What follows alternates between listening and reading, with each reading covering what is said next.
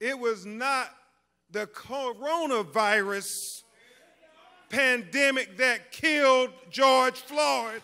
I want to make it clear on the record.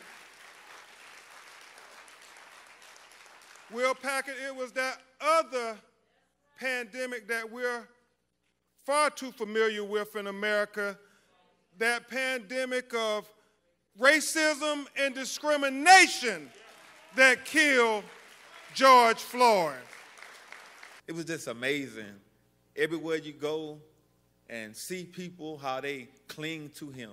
They wanted to be around him. You know, George, he was like a general.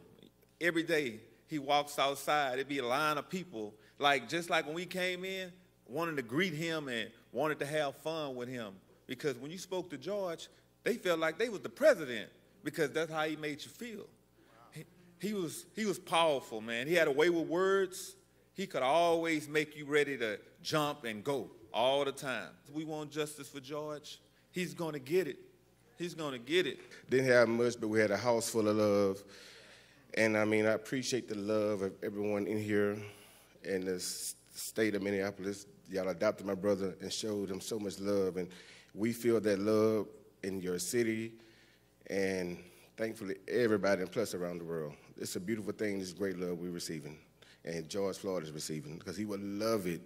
I wish he was here in the presence, in the flesh, to see it, because all this great unity, he would bring in the tears like it's bringing us. The thing that I would miss about him most is his hugs.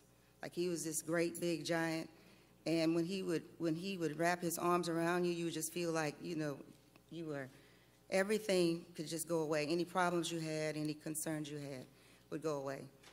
We proclaim, as we memorialize George Floyd, do not cooperate with evil.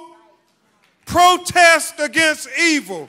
Join the young people in the streets protesting against the evil, the inhumane, the torture that they witnessed on that video. We cannot cooperate with evil. We cannot cooperate with injustice. We cannot cooperate with torture, because George Floyd deserved better than that.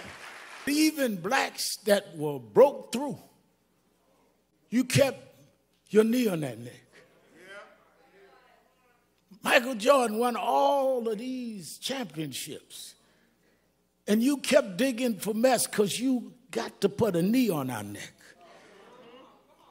White housewives would run home to see a black woman on TV named Oprah Winfrey, and you mess with her because you just can't take your knee off our neck.